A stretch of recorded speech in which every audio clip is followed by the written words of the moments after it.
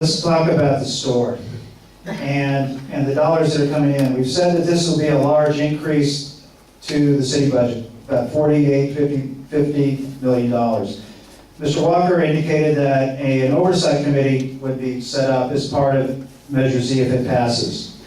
How should this be set up to ensure the proper oversight for residents and partnership with the city staff and elected officials to make sure that the monies are spent wisely? And we'll start with the pro team.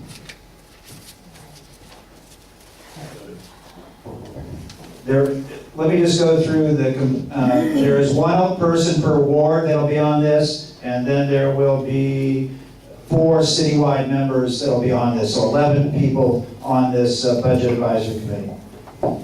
I think everybody that's on this panel is at a marked disadvantage when it comes to a decision that's got to be made by its electeds. But I would say that the way this would be handled in my mind would be that there would be a representative from each ward, whether they're appointed by the council member or you as communities and wards decide who's going to be your representative. But there should be consistency. I would also think that you probably would want somebody on there that either currently has or has had other experience within the city as it relates to whether it be a department head or something along that lines. And information should be free-flowing. That stuff should have to come out in minutes and so on and so forth. So the public that can't attend or doesn't have the opportunity to sit on that panel gets an opportunity to see what was discussed and how things were done. So that's how I would assume that they would do it. Also, you have some questions that really the city manager should be here to answer, not necessarily 3 folks that are pro and 3 folks that are not, but here's where we're at. I will say that in a short period of time, so back in June, we started this budget issue when the police cuts were made and we did the 4% across the board. If you think as public you don't have a say, you do. I sat there and watched 20 people demand that the library not be cut. And that was on the chopping block at city councilman. The library was on the chopping block. 20 people came to a meeting, suddenly we found a way to not cut the library issues. 35 people decided we didn't want UNET to be removed from the UCR RPD team.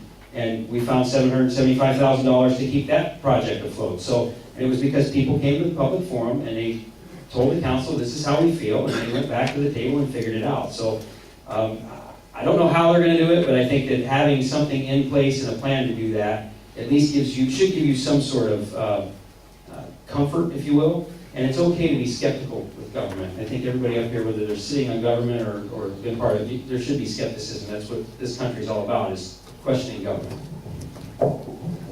I think it's our job to be skeptical.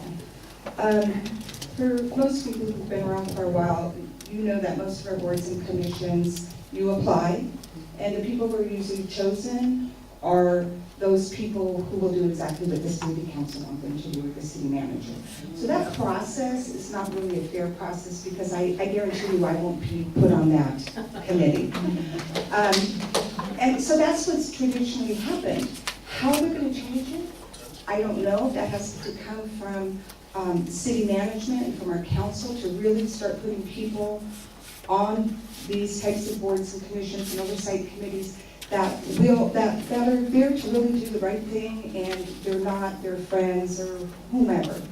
And that traditionally hasn't happened. I know that with Measure A, we were guaranteed strong fiscal oversight. About a month ago, I asked for those, and audits. About a month ago, I asked for those audits. To this day, I still don't have them. I don't think they've ever been published. I don't think they've ever been talked about. I don't think the city council has ever seen them. And that's by design. There probably are no audits. So when we talk about strong fiscal oversight, unless they design something that's going to be very, very powerful, I'm not sure why this wasn't vetted before it went to the voters. I think that we need to reject it and come back, and we have a lot of citizen input, participation, more information, and maybe a smaller. It's like Pamela said, 0.25%. And let's see exactly what it's going to be paid for, and exactly what our costs are. Right now, they're just saying, give us a bunch of money and trust us. Well, I don't trust that easily.